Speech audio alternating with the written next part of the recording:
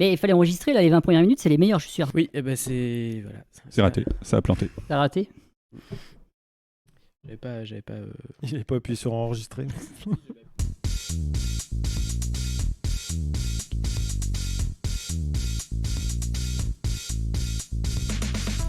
Bonjour à vous, chères auditrices, chers auditeurs du bruit qui court. Aujourd'hui, moment historique.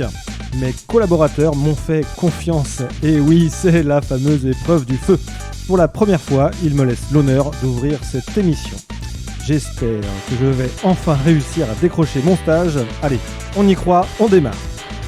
Aujourd'hui, pour cette 4e émission, nous recevons aujourd'hui une véritable figure locale. Manager, entraîneur, coordinateur la semaine, mais aussi le week-end, éducateur, formateur, faiseur d'hommes le jour et même certaines nuits, c'est un homme de valeur, d'engagement, de collectif.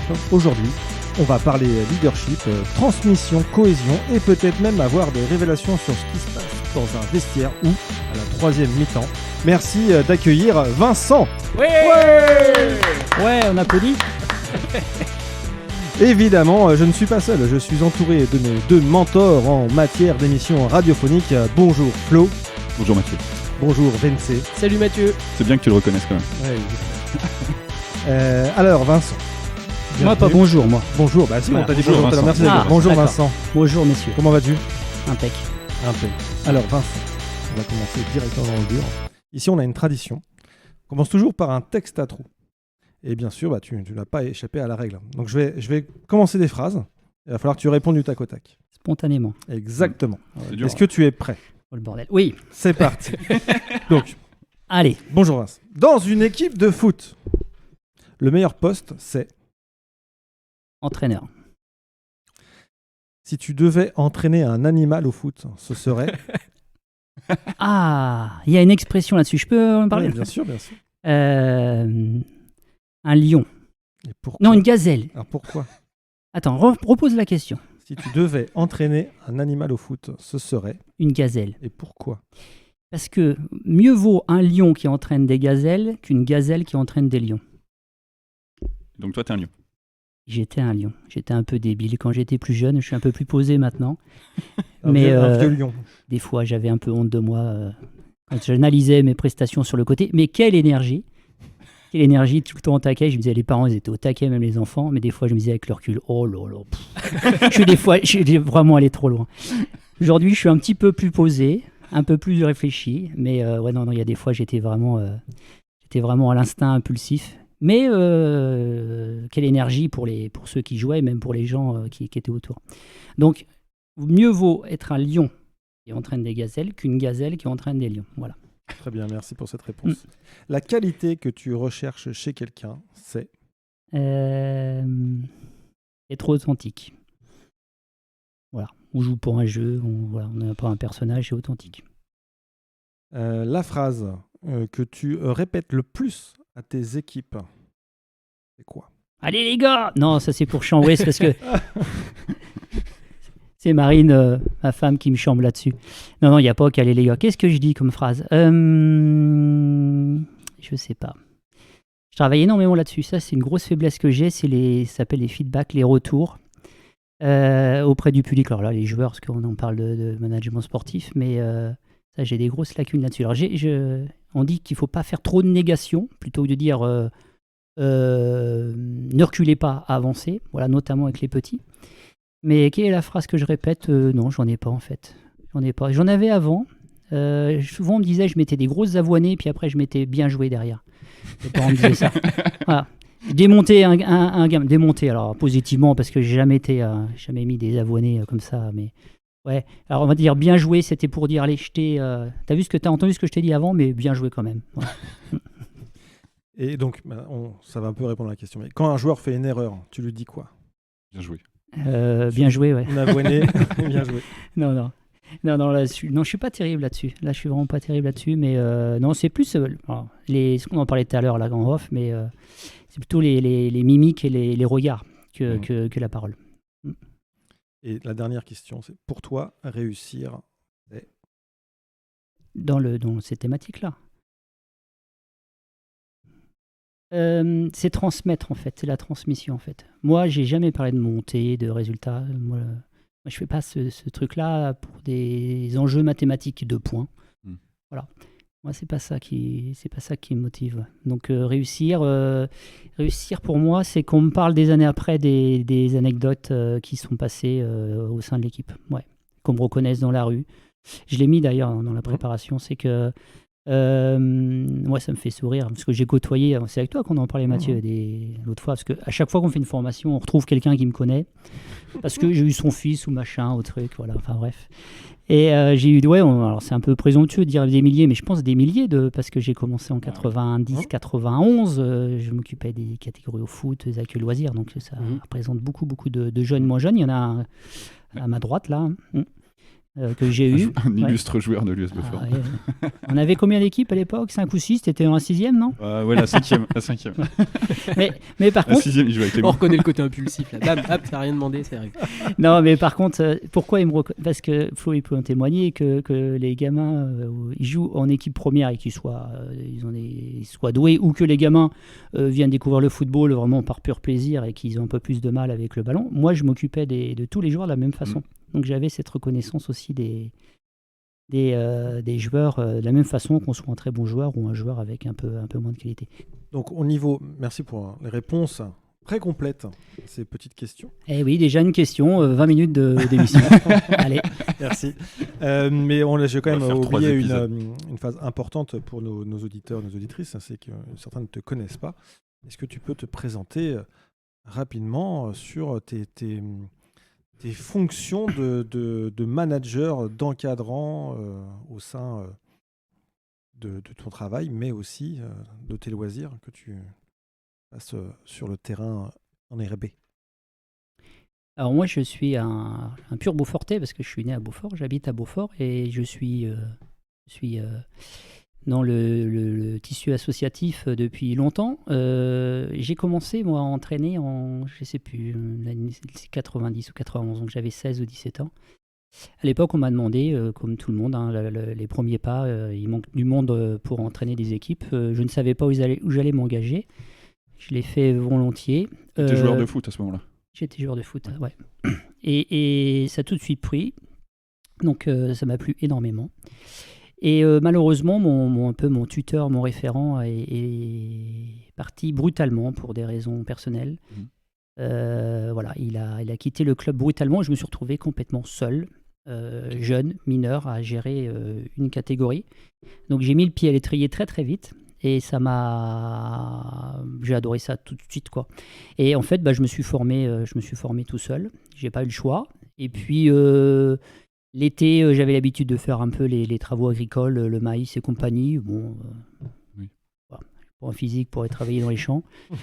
Donc, j'ai eu une opportunité de passer le BAFA. J'ai passé mon BAFA et voilà, ça a été une révélation en fait.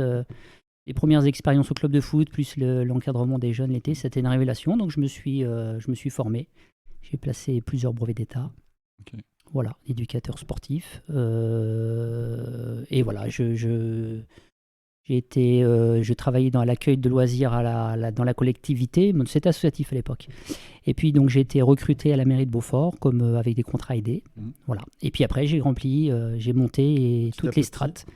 Animateur, directeur, coordinateur, il y a tous les noms. Voilà. Responsable aujourd'hui.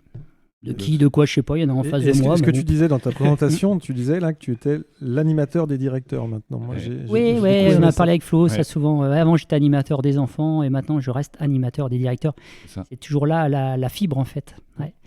C'est toujours la fibre. On a parlé de ça. Voilà. Quand tu passes directeur, tu es toujours animateur, tu es l'animateur des animateurs. En tant que coordinateur, tu es devenu animateur. Ouais, toujours. C'est toujours la gestion d'un groupe. Après, que ce soit des directeurs des enfants, c'est toujours bien gérer les groupes. Et moi, j'étais au club de foot pendant 44 ans de Beaufort et j'ai souhaité, il y a 2 ans, changer d'environnement. Et je me suis posé énormément de questions. Voilà, c'était une rupture difficile, douloureuse. Bon, après, c'est pas que j'étais arrivé au bout à Beaufort, mais voilà, j'avais besoin d'un nouveau cap. Donc, je suis parti dans un petit club. Quand je dis petit, c'est pas péjoratif, c'est le niveau. J'ai dégringolé de niveau. Et comme je vous l'ai dit, là, le niveau, je m'en fous. Et pour découvrir autre chose, un autre environnement. Voilà. Je m'épanouis, c'est un peu différent. Voilà, c'est une autre expérience. Ça fait du bien en fait. Ça fait du bien de s'ouvrir et de ne pas rester cantonné toujours dans les mêmes environnements. Et avant de parler de l'expérience d'aujourd'hui, 44 ans dans le même club, est-ce que les années se suivent et se ressemblent ou pas du tout. Parce qu'on peut se dire quand même non, il pas peut y du avoir tout. une forme de lassitude, non ? Non, pas du tout. Alors moi, j'étais pas lassé, c'est pas le truc, parce que si j'avais senti une certaine faim, j'aurais arrêté. Non, moi, j'étais pas laissé de transmettre et d'encadrer. J'ai pas eu de lassitude parce qu'en fait, il faut tout le temps se renouveler. Il faut tout le temps se renouveler. Il faut, alors ça, on en parle souvent. Je regarde Mathieu là. Il faut jamais se remettre en cause parce que dès lors qu'on se remet en cause, ça veut dire qu'on reproche des choses. Par contre, il faut toujours se remettre en question. Essentiel. Et se remettre en question, en fait, c'est se renouveler, se rafraîchir, lire, aller voler des idées à droite, à gauche, être à l'affût. Ça, c'est vraiment quelque chose qui est incontournable. D'ailleurs, moi, je suis un peu fier d'avoir duré aussi longtemps, même au niveau régional, parce que il y a la longévité, mais il y a aussi le niveau, parce que maintenir comme ça un élan pendant des années, même si j'ai vu passer plusieurs générations, mais il faut en fait se réinventer tout le temps sans se trahir en fait. Il faut se réinventer sans se trahir. C'est assez compliqué. Il faut trouver de l'énergie. Faut pas rester sur les acquis en fait. Donc c'est ça qui me plaisait. Et c'est sans arrêt se remettre en question. Moi, c'est quelque chose qui m'intéresse énormément. Donc ça passe par des lectures, regarder à la télé, regarder ce qui se fait. Alors je suis pas un grand fan des matchs, mais que des fois quand je vois des choses à la télé, je vais piocher des choses qui m'intéressent. C'est écouter ce qui se dit, c'est parler avec des gens qui sont tout environnement. Ça, c'est super riche. Et en fait, la richesse, c'est ce qui permet d'alimenter la passion au fil des années. Voilà. Donc, non, j'ai jamais eu d'usure. Et je l'ai toujours pas. Non, par contre, effectivement, quand j'ai eu des joueurs pendant des années, s'ils sont restés, moi, si je suis resté encadré, c'est peut-être parce que aussi j'ai réussi à faire évoluer sans arrêt ma pratique, quoi. Ouais. Est-ce que tu as des joueurs qui sont restés longtemps avec toi, d'autres qui ont changé, donc ouais, j'ai eu un brassage permanent, mais j'ai eu quand même des joueurs que j'ai intégrés quand ils avaient 16-17 ans en équipe Fagnon avec moi et qui sont allés au bout jusqu'à une trentaine d'années, donc j'ai toujours eu là. Ouais. C'est bon ça. Ouais. Tu as eu les enfants de certains que tu as eu aussi, peut-être ? Maintenant, ouais. C'est drôle, hein. Ouais. Et ouais. J'ai mes enfants maintenant. Ouais. Ouais, je coach mes enfants. Ouais. Ils t'ont suivi du coup ? Oui. Ouais. C'est beau. Ouais, c'est beau. Et donc un jour, là, je viens de découvrir qu'un jour, tu as quand même vraiment joué au foot alors. Bah oui. Tu savais pas ? Ah non, moi je l'ai toujours connu qu'entraîneur. Tu regardes pas la télé ? Non. Moi je suis pas très foot. Il y a souvent des rediffusions des meilleurs moments de Vincent Bayoux à 17 ans. Sur Téléfoot. D'après ce que j'avais entendu, parce que je ne veux pas trop parler de moi, mais j'avais un peu de qualité, mais j'avais un défaut, c'est que le week-end était un moment échappatoire et de convivialité qui faisait qu'il y avait un peu de débordement dans les soirées. Et les dimanches étaient un peu difficiles des fois, donc ça venait un peu freiner les ardeurs de sportifs. Voilà. J'ai fait hurler des coachs sportifs qui m'encadraient parce que voilà, j'allais pas au bout de mes capacités. Voilà. C'est tellement bien dit. Ouais. En gros, j'abusais le samedi soir avec les copains. On l'avait compris. En gros, j'ai aucune volonté. Allez, on y va. Voilà. C'est là peut-être que les meilleurs échanges ont eu lieu aussi. Peut-être que là, tout à l'heure dans la présentation, je parlais de la troisième mi-temps, etc. Et là, vous refaites le match à ces moments-là ou moi, ça je parle suis d'autre chose ? persuadé d'un truc que les équipes se construisent à la buvette. Alors quand je parle de buvette, il y a une connotation un peu péjorative avec l'alcool et tout ça. Mais même pour ceux qui ne boivent pas. Mais je pense que les équipes se construisent en dehors de ces moments de terrain et se construisent surtout autour. Le moment convivial, on va dire, d'après-match. Ouais. Tous les échanges en off, à mon avis, ils sont essentiels pour bâtir une équipe. C'est la raison pour laquelle on m'a souvent dit « Mais pourquoi tu ne vas pas entraîner à un club de niveau supérieur ?» Parce que j'ai un diplôme qui me permet d'aller un petit peu plus haut. Et en fait, je pense que les clubs de niveau supérieur, les joueurs qui composent ces équipes-là, ils sont surtout animés par la performance. et pas les échanges humains, donc ça m'intéresse un petit peu moins. Moi, j'aime bien un peu cet esprit à la bonne franquette, connaître les gens pour tirer le meilleur des joueurs et du potentiel, et ces moments un peu plus de... Voilà, le monde professionnel ne m'attire pas du tout, par exemple, parce que c'est trop fermé et trop rigide. Il y a moins ces moments justement un peu familiaux, informels dans le monde professionnel. Je crois. Ce qui est normal parce qu'il y a aussi une hygiène de vie à avoir, il y a tout ça, voilà. Donc c'est pour ça que moi, le foot m'intéresse énormément, mais l'esprit de camaraderie, c'est dur à dire, ça me plaît encore plus, ouais. D'ailleurs, je ne sais pas si c'est une question à me poser, je me permets, je fais que de parler en fait. C'est un peu l'objectif. Mais vas-y. On m'a souvent dit aussi, est-ce que tu aurais pu être entraîneur de basket ? Oui, j'aurais pu être entraîneur de basket. Pourquoi je suis entraîneur de foot ? C'est parce que je maîtrise le foot, voilà. Mais parce que j'ai besoin d'avoir aussi de la maîtrise. Mais j'aurais pu faire la même chose si j'avais une petite appétence pour le basket ou un peu d'expertise. J'aurais pu être aussi bien entraîneur de basket. C'est autant la transmission qui t'intéresse que le sport en lui-même, en fait. Oui, alors après, quand j'étais jeune, j'étais très baigné et axé sur le foot. Oui. Mais oui, je suis capable de... c'est pour ça que je peux aussi m'occuper des plus jeunes et des plus âgés, peu importe. Tu vas pouvoir monter une équipe du 3e âge bientôt. Le foot en marchant. T'as pas fait encore. Le foot fauteuil. Le foot en marchant existe, mais me plaît pas du tout. Non. Il n'y a pas suffisamment de choses à transmettre. Ouais. Il y a le foot disco, je ne sais pas si vous avez vu ça, il danse, je ne sais pas si tu as déjà vu ça, Vincent. Il danse en faisant du foot. Moi je suis très coordonné, moi. Ludo Jubo pourrait faire le foot. Oui, mais pareil, à Jean, je ne suis pas sûr que ça marche. Voilà. Et pour toi, une équipe, parce qu'on est d'accord, là tu viens de dire foot, basket, hand, travail, pour toi, pour qu'une équipe fonctionne vraiment, il y a un truc magique ou un travail de longue haleine ou... Ouais, c'est plein de petits détails. C'est une somme de petits détails, en fait. Pour qu'une équipe fonctionne, beaucoup de confiance. Voilà, ça, c'est la chose essentielle. Il y a des termes, en fait, quand on parle de management, qu'on emploie souvent, qui aujourd'hui, et même moi, j'ai rarement employé ces termes-là. Le terme commander, contrôler, sanctionner, ça, c'est des termes, moi, que je n'utilise pas du tout. Donc, il faut beaucoup de confiance. Moi, il faut accorder beaucoup de confiance. Moi, souvent, je le dis, toutes les causeries dans les vestiaires, c'est... je ne mets pas souvent des avoinés aux joueurs. Je ne crois pas au management par avoiné. Donc, beaucoup de confiance. Par contre, il faut qu'ils te la rendent. Donc, voilà. Et une chose est aussi avec la confiance, c'est beaucoup de confiance, mais pas de confort. Donc, il ne faut pas laisser les joueurs dans leur confort. Donc, il faut arriver à les booster, les responsabiliser. Et voilà, il faut qu'il y ait de la confiance, mais... pas de confort. Ça, c'est très dur c'est un savant dosage, c'est très très dur à faire.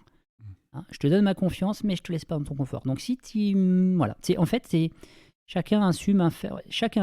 Voilà. Chacun assume. Voilà. Tu vas assumer le fait d'être sorti la veille, tu vas assumer de ne pas avoir les bonnes paires de chaussures. Moi, je te fais confiance. Je ne vais pas mettre une avoinée, je ne vais pas te sanctionner parce que tu n'as pas beaucoup dormi la veille, parce que tu n'as pas les bonnes godasses. Par contre, tu assumes. Par contre, derrière, tu as intérêt d'assumer sur le terrain. Voilà, parce que... c'est là-dessus qu'il est jugé. Voilà. Donc la confiance, beaucoup de confiance. Ouais. Et une unité. Et une unité, en fait, c'est travailler sur la cohésion. On a parlé, je crois, tout à l'heure, c'est travailler sur la cohésion. Ouais. Tu as utilisé le terme causerie, là, par 2 fois, et il m'interpelle ce terme. Tu peux nous dire un peu ce que c'est une causerie ? Une causerie, c'est un terme un peu technique. C'est qu'on prépare l'équipe à un match. Voilà. Comment ça se prépare, ça ? Alors, d'ailleurs, vous m'avez demandé en préparation les derniers bouquins que j'ai lus. J'ai lu un bouquin qui s'appelle Causerie. Ouais. La causerie, c'est je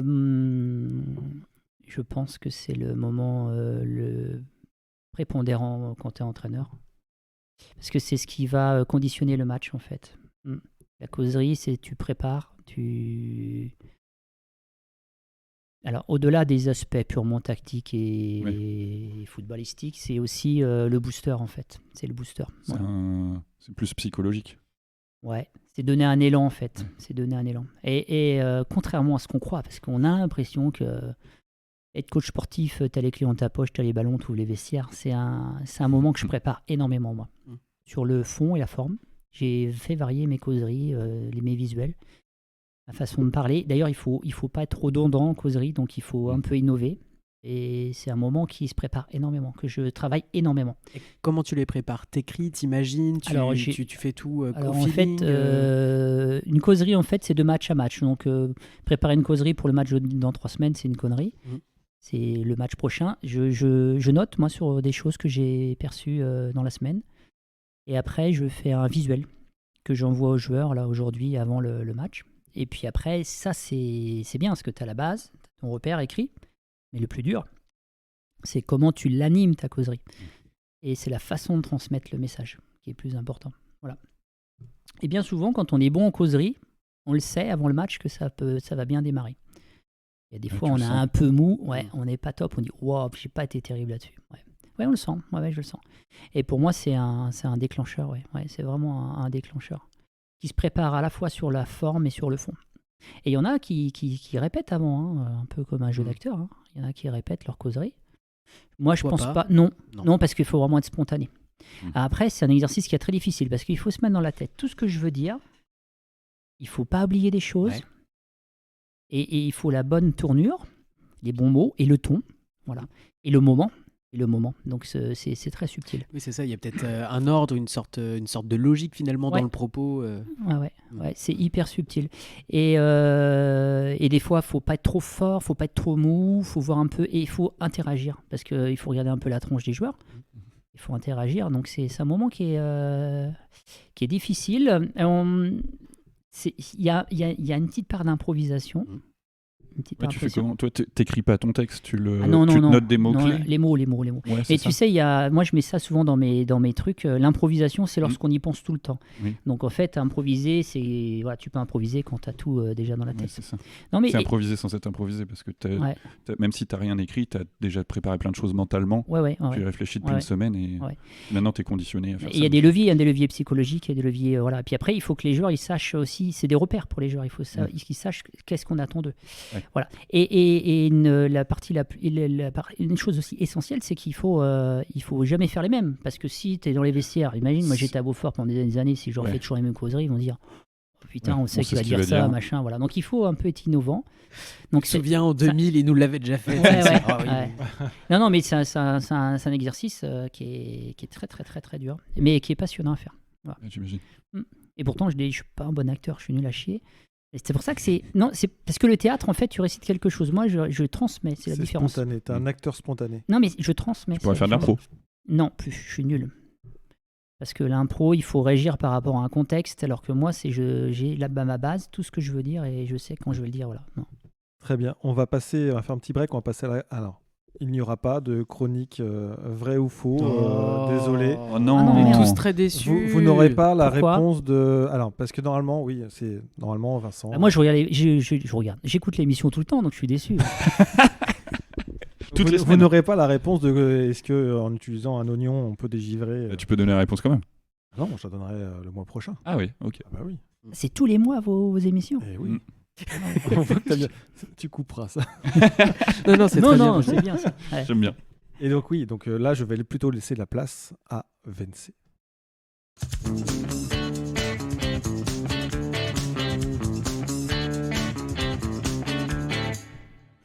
Alors, moi, je suis un grand fan de foot. Ah ouais? Non, t'as pas. En fait, il y a un truc que j'adore. J'adore revenir le lundi, au boulot, ou m'intégrer dans une discussion comme ça, faire comme si j'avais suivi tout le foot du week-end, tu vois. Et enfin bref, raconter des banalités sur des clubs que je ne connais absolument pas. Je sais même pas où ils sont dans le tableau, mais ça me fait rire. Et bien souvent, les gens voient pas trop que je maîtrise pas, mais moi ça me fait rire. T'as vu le but de Martin Fourcade ce week-end? J'ai adoré. J'avais envie de vous faire un petit questionnaire tout simplement autour des anecdotes de quelques matchs, que ce soit football amateur ou pro. Est-ce que vous êtes prêts? Oui. Ouais. Je joue moi. Oui, tu joues aussi. En fait, on va jouer en 1-2-1. Alors, je pose les questions. 1-2-1, c'est une stratégie, ça. Oui, c'est une stratégie. À droite et. Vincent, c'est pas à toi que je vais apprendre ça. Okay. Le 1-2-1. Donc, je pose les questions.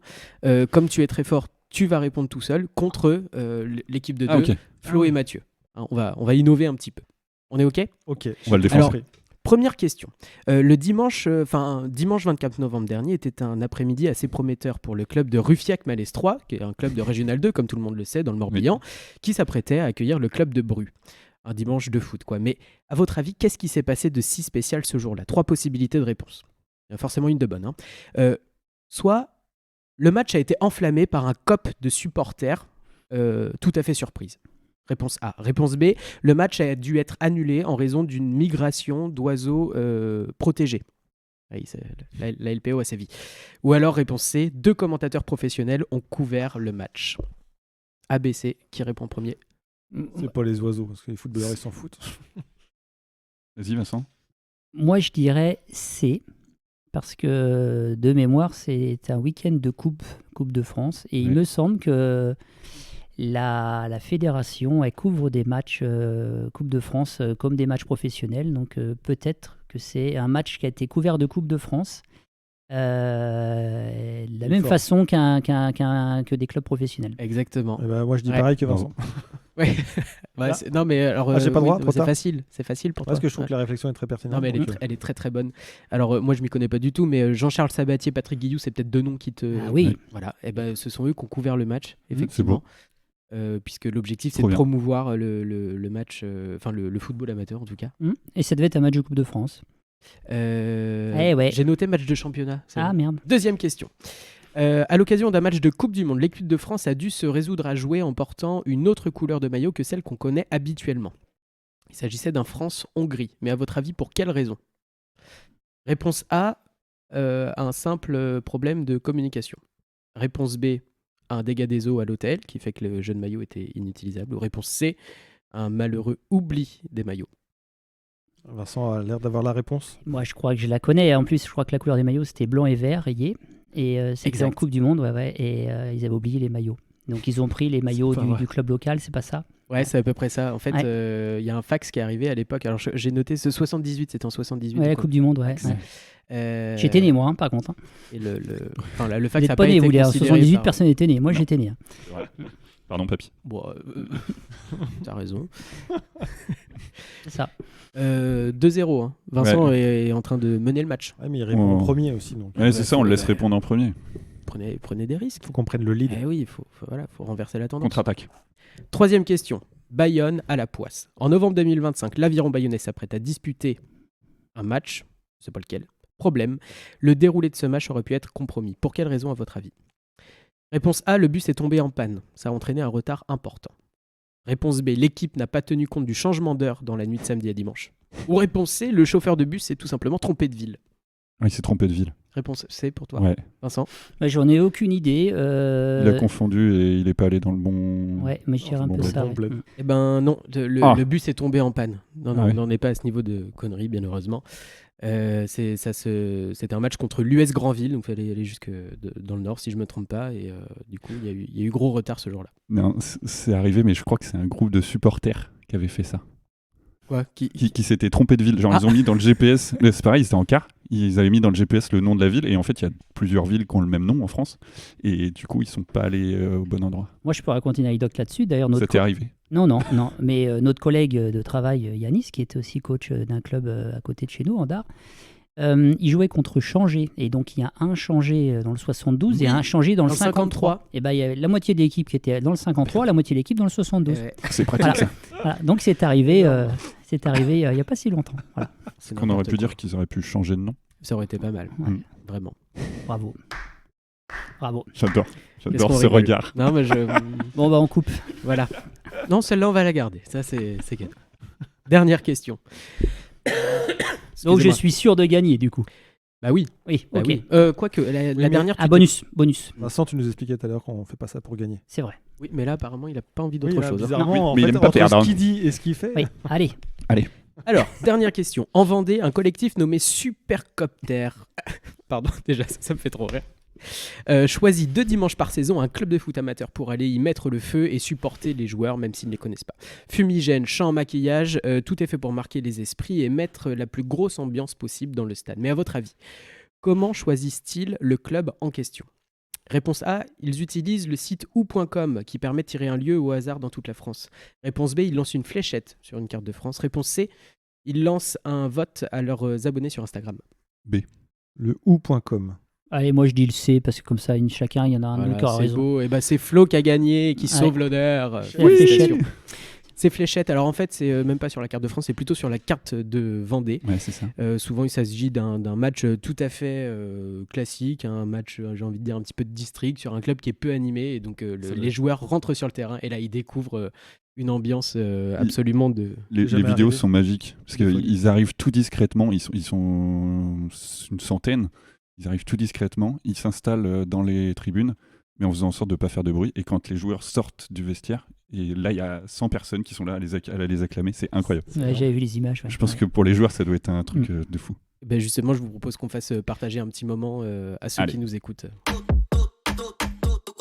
Notre seule mission, c'est de supporter une équipe locale que nous ne connaissons pas.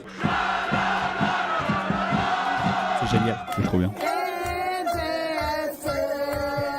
Nous ne connaissons ni le club, ni les joueurs. Mais nous, aujourd'hui, on vivra club de Saint-Prouan. Le numéro 12, flanc droit, Quentin. Tous ensemble, c'est énorme.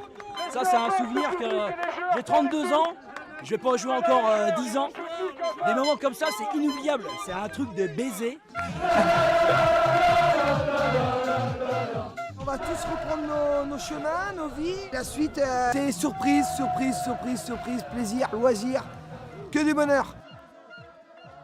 Voilà, c'est absolument fou quand on regarde les vidéos. On voit les joueurs qui sont... C'est plus de 100, tu disais 100, je crois que c'est bien plus de 100. Ouais, c'est possible. Mais ouais. Je connais Saint-Prouan, c'est un tout petit club de Vendée. Ouais. Parce qu'on est allé faire un match en Vendée, en régional, et on a terminé de chez le trésorier ou le président du club de Saint-Prouan dans sa cave.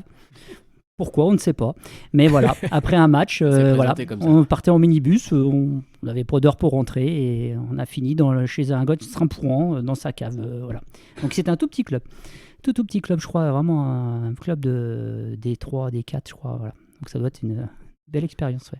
Justement, quand on entend ça, qu'est-ce que tu aurais à en dire de l'ambiance qu'il peut y avoir sur les bords de stade finalement, c'est comment aujourd'hui ? Alors moi, je vais pas en parler de trop parce que je sors d'un dimanche où c'était... moi, j'étais neutre parce que je viens d'arriver dans le club des Stanjou, qui est le club de Jumelles. Il y a 4 communes, il y a Jumelles. Et on a joué dimanche contre Longuet.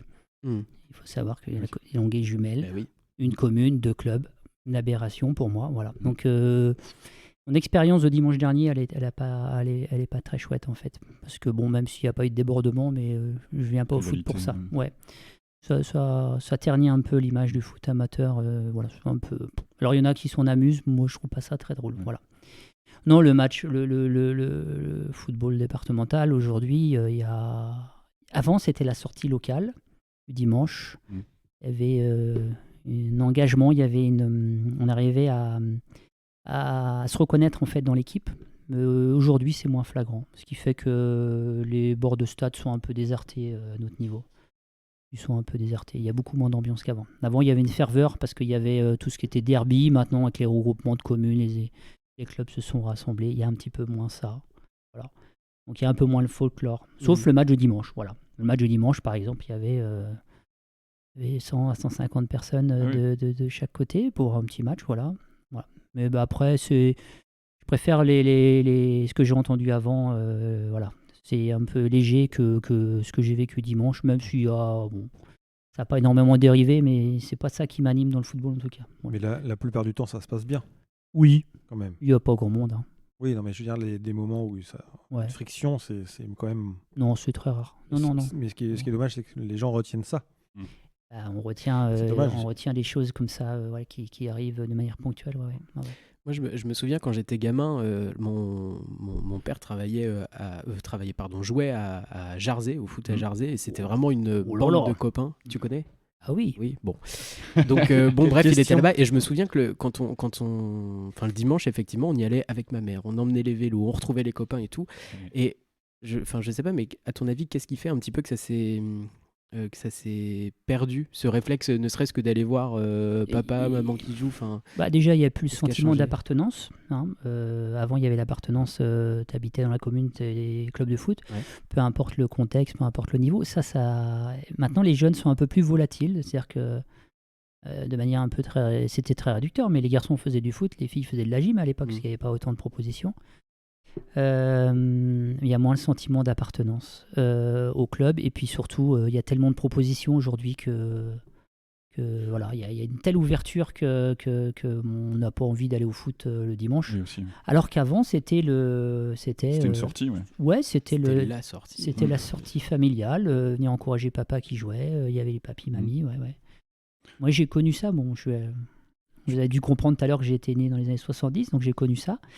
Il y a une petite ferveur, le dimanche. Il y avait les clubs locaux qui attiraient beaucoup de monde. Voilà, un peu moins. Alors ce phénomène-là, il existe toujours plus ou moins dans le Choletais, parce que les gens peut-être ont une autre vision des choses, de leur commune, de leur milieu associatif. Voilà. Ouais, je pense Dans que le tissu associatif est plus présent encore là-bas. Dans le Choletais, il y a encore un attachement fort à son club et il y a du monde. Par chez nous, non, c'est désertique. Donc Mathieu, non, il n'y a pas de débordement puisque quand il y a 3-4 locales. Quoique dans le club dans lequel je suis, là, à Estanjou, donc c'est Saint-Philbert, Brion, Blou et Jumelles, il y a pas mal de monde. J'ai été très surpris qu'il y ait autant d'engouement autour de l'équipe senior. Il y a pas mal de monde, ouais. Tu disais qu'il y a moins d'appartenance au club. Tu trouves que les joueurs aujourd'hui changent plus facilement de club qu'avant ? Oui, bien sûr. Pour des questions de niveau, des questions de... Alors, ouais, c'est d'opportunités maintenant. Hein. C'est-à-dire que si l'équipe, ton club local, elle descend et tu as une proposition à côté, oui, il y en a qui vont y aller. Ça existe beaucoup, ça. Ouais, c'est très volatile. Ouais. Et donc j'imagine que pour toi, en tant qu'entraîneur, ça doit être encore plus difficile de... Moi, ça m'a gonflé. Moi, je suis bien content aujourd'hui d'être délesté de ce poids, de ne plus avoir cette étiquette Beaufort. Ouais. Bon, on faisait des raccourcis US Beaufort, c'était US Bayou. Oui. Moi, ça m'a fait du bien en fait de pas tout porter en fait. Ça, c'était très lourd pour moi. Et aujourd'hui, de connaître un autre environnement, je suis un peu plus détaché par rapport à ça. Par exemple, que des gamins qu'on a depuis le début s'en aillent pour différentes raisons, ça me faisait mal avant. Ouais, ça me faisait mal. Pour moi, je concevais ça comme une grande famille. Et quand tu quittes la famille pour des bonnes raisons, ça passe. Mais quand tu quittes la famille pour des raisons que je ne comprenais pas trop, c'est le terme, ça me faisait mal. C'était douloureux des fois de voir partir des jeunes. Ouais. Alors après, on m'a souvent mis ça me faisait rire. Il y a un club que je ne vais pas citer à côté, je ne vais pas lui donner de l'importance, qui disait que je suis le chef d'un village gaulois. Voilà, ça me faisait rire. Parce que je gardais très protecteur et pas d'ouverture vers l'extérieur, ça me faisait rire. Vincent Gétorix. Ouais, Vincent Gétorix, c'était moi. Vincent Baix. X, ouais. Voilà, donc ça me faisait. Oui, donc ça c'était lourd à porter pour moi et maintenant je suis un peu. J'ai plus ça. Et puis ça doit pas être facile d'accueillir du coup. Tu perdais des joueurs, des jeunes que tu as connus depuis petit, mais du coup tu accueilles aussi d'autres joueurs qui arrivent déjà seniors, qui j'imagine que c'est moins facile à intégrer aussi. Alors ça c'est une question qu'on s'est posée souvent aussi, c'est-à-dire qu'il ne faut pas te fermer en fait. Il faut aussi avoir cette ouverture d'esprit et permettre à tous d'être accueillis. Moi, j'ai toujours eu des chouettes mecs, des très chouettes mecs, mais ils avaient un petit défaut. Il fallait quand il y a quelqu'un à l'extérieur qui arrivait, il fallait rentrer dans le moule. Voilà. Il fallait rentrer dans le moule. Dès lors qu'il y avait des joueurs qui étaient un peu moins dans le moule, l'intégration était un peu plus difficile. Ouais. Il faut réussir à se faire accepter après, c'est compliqué. Hein. Les effets de groupe... Ouais, et puis de toute façon, les groupes, ils se font, ils se défont, ils se reforment. Et nous, notre rôle, on doit à chaque fois mettre de la vie dans des groupes qui évoluent sans cesse. Dans chaque groupe, tu dois avoir des personnalités plutôt fortes, plutôt effacées. Donc, il faut composer aussi avec ça.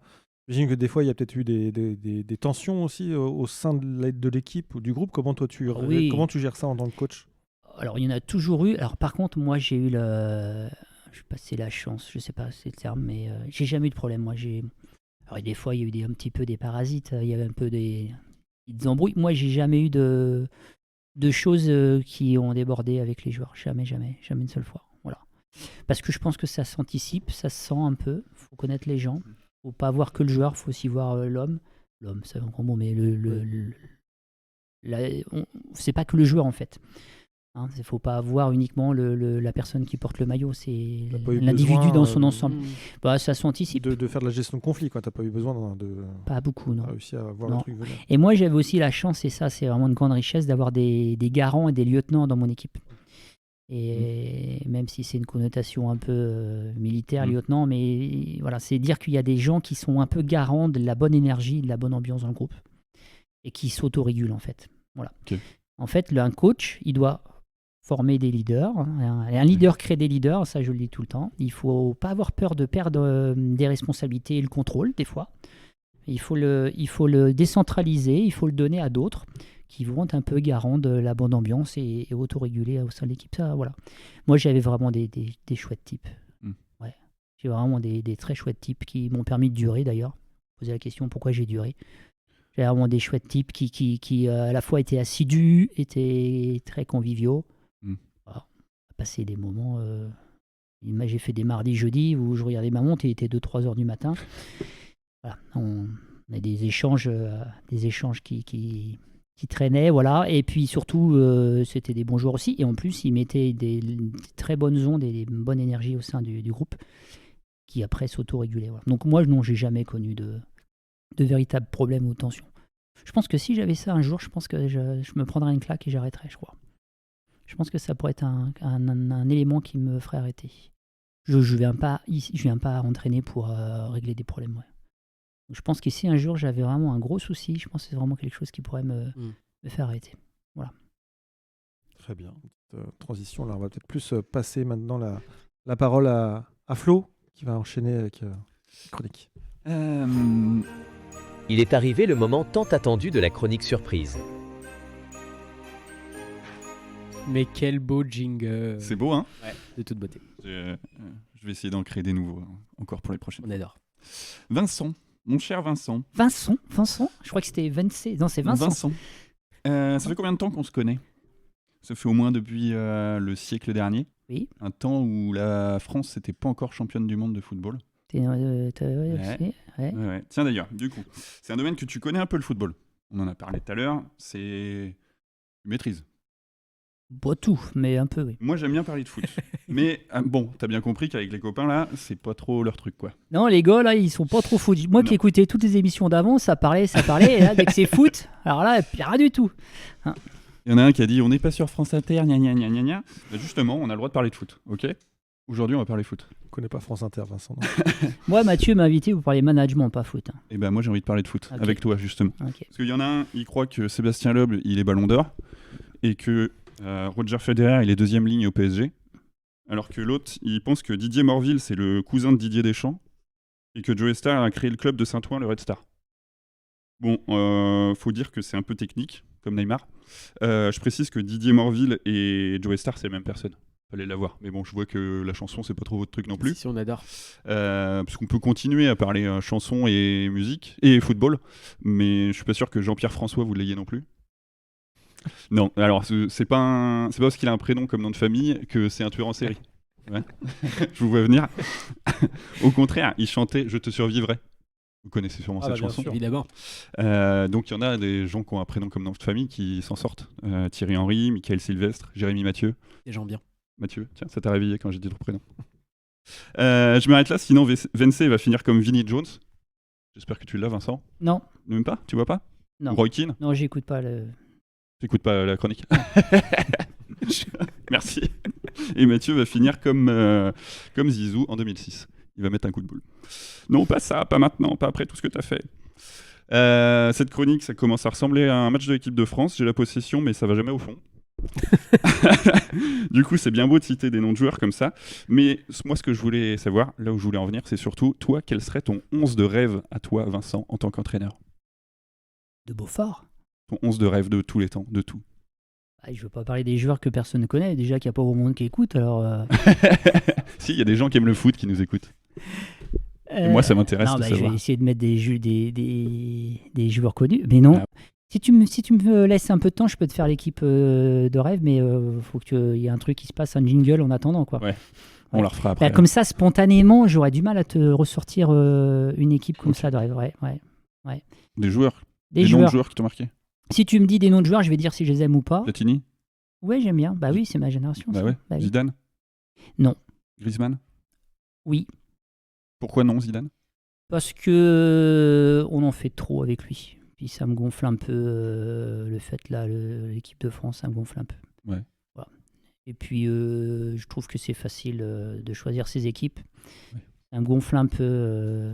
Lui, par exemple, il n'aurait jamais pris une équipe d'un petit niveau. Il choisit ses équipes et pour moi, c'est pas ça. Faut mettre un peu les mains dans le cambouis. Qu'il aille entraîner Estanjou quelques temps et puis après, il verra, il entraînera l'équipe de France. Tu le prends comme adjoint? Ouais. Avec plaisir. Et du coup, Griezmann, pourquoi oui? Bon, parce qu'il a un petit côté sympa. Je trouve qu'il. Alors après, je le connais pas suffisamment, mais Oui. je trouve qu'il se la pète pas. Moi, ça m'agace un peu le foot aujourd'hui. Je trouve que tout le monde se la pète. Ils sont pas dans le même monde. Hein. Non. Ils sont pas dans le même monde que nous. J'ai un joueur, attends, je suis en train de vérifier, mais c'est Kanté. C'est ça? N'Golo Kanté. N'Golo Kanté, ouais. Qu'est-ce Ouais. qu'on pense? Il fait pas de bruit. Mmh. Et de mon point de vue, après, moi, je suis pas dans les vestiaires, mais c'est quelqu'un qui est fédérateur dans un groupe. Donc, comme ça, spontanément, je te dirais oui, c'est quelqu'un que j'aimerais bien avoir. Ouais, c'est quelqu'un que tu aimerais avoir Oui. dans. Il fait pas de bruit, il fait pas de vagues. Voilà. Alors après, N'Golo Kanté, de mémoire, je crois qu'il est parti en Arabie Saoudite. Oui. Voilà. Il est pas allé là-bas pour le pays. Hein. À mon avis, c'est pour ramasser un beau chèque. Donc j'ai un peu de mal avec ça. C'est-à-dire Ouais. qu'au bout d'un moment, ils avaient une passion, les gars, ils vivent de ça, mais ils veulent toujours plus, quoi. Ouais. À quoi ça sert de gagner des millions et des millions et des millions? Qu'est-ce qu'ils vont foutre de ça, quoi? Voilà, donc c'est un peu de mal avec ça, mais bon, ça c'est autre chose. Voilà. Mais nous, en fait, il y a un décalage. Hein, nous, le monde amateur, on a des années-lumière de tout ça, quoi. J'imagine. Donc pour connaître et pour citer, pour répondre définitivement Ouais. à ta question, pour faire une équipe type, je pense qu'il faut connaître pas que le joueur, il faut aussi connaître Oui, l'individu. bien sûr, mais, et je pense et que je- tu peux voir des joueurs. Ouais, quoi. voilà. Par exemple, moi j'aimais bien Barthez et puis j'ai appris au travers des échanges qu'on a eus que c'était pas quelqu'un de. C'était pas un mec sympa, quoi. Donc peut-être que je me trompe, mais en tout cas, voilà. Et t'avais mis Iniesta. Iniesta, parce que je pense aussi que lui, c'est un footballeur. Il a réussi dans un monde un peu de brut, là, des gros bourrins à l'époque. Et lui, c'est un petit gabarit, la finesse. Donc j'aimais bien ce joueur-là. Et puis je pense qu'il a une grande carrière dans un club pas facile. Barcelone, des fois, ça. Voilà. Et puis surtout, il fait pas de bruit, quoi. Et il a quand même porté des beaux messages. À l'époque, il y avait des rivalités entre le Real Madrid et Barcelone, la Catalogne et machin truc. Et lui, malgré qu'il soit dans le camp adverse, il a porté des beaux messages quand même. Et c'est pour ça que c'est quelqu'un, je pense, qui mérite un peu de respect. Donc je mets Iniesta dans mon équipe de rêve. Comment tu dis? Capitaine. Iniesta. Il est réfrigéré. Longévité, réfrigéré. La longévité d'Iniesta. Voilà. Ouais. Avec Sébastien Loeb et Federer. Voilà. Moi, j'ai hâte de voir le match. Ça va être beau. Ça va être beau. Toute beauté. C'est tout bon pour moi. Merci Mathieu. Merci. Eh bien, nous allons passer aux recommandations avant de conclure. Voilà, C'est déjà fini? Eh oui, c'est déjà fini. On n'est pas loin de la fin. Donc avant de conclure, on aime toujours partager quelques recommandations avec nos auditeurs. Voilà. Est-ce que quelqu'un veut se lancer? Qui veut se lancer en premier? Moi, j'y vais. Je suis Allez, en train de vas-y. lever la main, c'est très radiophonique. Moi, je voulais vous partager un spectacle que j'ai vu il n'y a pas très longtemps. On parle de foot. Le spectacle s'appelle Mouton Noir. Et en fait, c'est Paul Molina, qui est troisième freestyler mondial de football freestyle, hein, vous voyez, qui joue sur scène son histoire et qui fait du football freestyle. Il y a un côté cirque. C'est vraiment super beau à voir. Le message est formidable parce que le mec, il a fait des études de commerce et tout. Et en fait, il s'y est pas du tout retrouvé aujourd'hui. Il est juste artiste et il vit de sa passion. Donc vraiment, super spectacle si vous avez l'occasion d'aller voir. C'est de toute beauté. Tu l'as vu? Ouais, j'ai vu ça. C'est passé à Loire-Othion il y a début décembre. Mais alors moi, on m'a demandé ça, mais que je venais de voir un dessin animé avec mon petit gars. Mais franchement, je vous le dis, mais regardez pas pour ça, parce que c'est juste parce qu'il faut dire quelque chose. Hein. Non, quand on m'a demandé de remplir le petit papier pour préparer, je sortais de regarder le dessin animé Raya et le dernier dragon. Voilà. Alors, j'aimais bien le message de fin, voilà, sur la confiance. Avec des peuples un peu qui se déchirent. Je vous raconte pas le truc, parce que c'est un peu neuneux, hein, c'est l'histoire de dragon. Faut pas spoiler quand même. Ouais, non, mais c'était la fin en fait, sur la confiance qu'on doit accorder aux autres, donc ça me plaisait bien. J'ai pas eu ma petite larme, mais je me suis dit, oh, la fin elle est mignonne quand même, ouais la fin est mignonne. Tu t'es pas endormi devant? Non. Bah, c'est un bon point déjà. Ouais, non. Et puis autrement, on en a parlé un peu tout à l'heure, mais j'ai pas lu le livre, mais le titre me fait vraiment énormément rire, c'est Faut pas prendre les cons pour des gens. Et voilà. Alors Flo dit c'est une BD. Mais, c'est une BD. Voilà. Mais je pense que je la lirai. Ouais. J'adore le titre en fait. On n'a pas parlé des cons là, mais je trouve que je voulais vraiment parler des cons. On va faire une chronique spéciale. Ouais, sur les cons. Voilà. Donc le bouquin, je l'ai pas lu, mais le titre, faut pas prendre les cons pour des gens, ça me fait énormément rire. Moi c'est une BD aussi. Ça s'appelle Le Monde de Sophie. C'est une BD, je pense plutôt jeunesse, mais j'ai trouvé ça très bien fait. Ça vulgarise la philosophie. En gros, on suit l'aventure de cette jeune femme, Sophie, qui reçoit un courrier mystère d'un philosophe mystère. Et elle va découvrir au travers de la BD la philo de Socrate jusqu'à l'époque de Galilée, en gros. Et ça, c'est que le tome 1, il y a un tome 2 qui va sortir. Et voilà, j'ai trouvé ça très bien fait dans la construction, dans même l'animation de la BD, parce qu'il y a un moment où ça devient un peu métaphysique et elle comprend qu'elle est dans une BD. Donc je trouvais ça chouette. Voilà. Adapté pour les enfants, les ados ou vraiment les Je pense ado, ouais. Je pense ado, ça marche. Okay. Je me suis dit que si j'avais eu ça l'année du bac, ça m'aurait peut-être aidé, ouais. Je le conseille à tous les lycéens qui passent à l'avoir. Ouais. Oui. T'as pas eu ton bac? Si. Ah, mais pas en philo. Ah d'accord. T'aurais une meilleure note. C'était pas très dur. Très bien. Et donc moi, ma recommandation, vous connaissez tous la Bulle, Médiathèque, Mazé. Et là-bas, il y a une spécificité, c'est qu'ils ont une artothèque, si vous êtes au courant. Donc en fait, ils ont c'est des planches de BD, des planches de dessin qui sont mises sous cadre. Et en fait, on peut les louer. C'est vrai. Et on peut les louer. Alors ça coûte pas plus cher que l'abonnement. Hein. Si j'ai regardé, il y a pas de supplément. Et en fait, elles peuvent être louées pour 1 mois, 2 mois, 3 mois. Et en gros, ça peut être une idée déco aussi. Voilà, vous pouvez renouveler en fait ce tableau tous les mois en l'empruntant. Il y en a quand même beaucoup.